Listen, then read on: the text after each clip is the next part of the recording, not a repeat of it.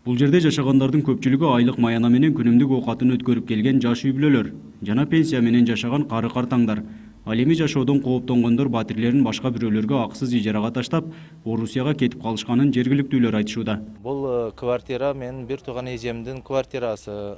Бул квартирада жашоого мүмкүнчүлүк жоктугунан жана коммуналдык услугасыны төлөп турабыз деп бул жерде кары-картаңдар келип квартирант болуп жашашып турат. Просто коммунальный услугасын төлөшүп. Өзгөчө Кырдаалдар министрлигинин аныктамасы боюнча бул көп кабаттуу үйлөрдүн жашоочулары 2011-жылы коопсуз жайга чыгуулары тийиш эле. Анткени жер титирөөдөн улам үйлөрдүн дубалдарында жаракалар пайда болуп, жашоого мүмкүн эмес деп табылган. Жергиликтүү бийлик тарабынан 10 сотуктан чек жана 200 000 сом өлчөмүндө акча каражаты берилип, турак жай ээлерин көчүрүү аракети болгон. Бирок жашоочулар баш тартышкан. Жер тербегенде келип МЧСтен чыккыла деген бизге 200 000 акча, көк талаадан 10 гектардан жер, бир сотиктен жер беребиз, 10 сотиктен деген. Бизге кура албайбыз дагы, үй турбайт. Какыр жер болсо, суу жок болсо, ошо анан чыкпайбыз деп бул жерде жалгыз бой аялдар көп жашайт. Бул кырдаалдан чыгуу үчүн 2015-жылы Кадамжай шаарынын мэриясына республикалык бюджеттен насыяга акча каражаты ажыратылган.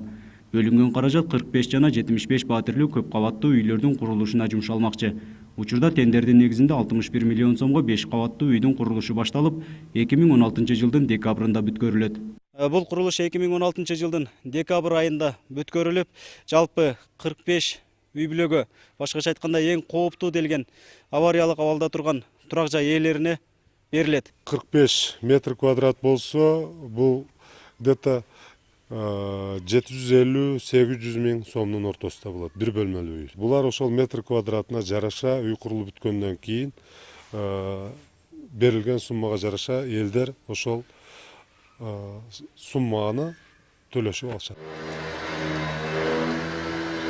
Курулуш иштери бүткөрүлсө, биринчи кезекте эң кооптуу делген турак жай ээлерине тизме боюнча бериле баштайт.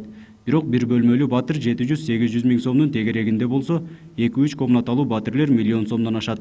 Бул боюнча жашоочуларга маалымат жеткен эмес. Айрымдары ипотекага берилет деген сөздөрдү угушкан. Кандай болсо да 5 жыл аралыгында бул акчаларды төлөй албайбыз деген үй ээлери да бар. Айтып атат, ипотекага берилет. Ипотека какта ипотека болсо биз өзүбүз эле төлөп эле айылдан эле үй салып албайбызбы? Ошо акчабыз жок, жетпегендиктен ушул жерде жашап атпайбызбы?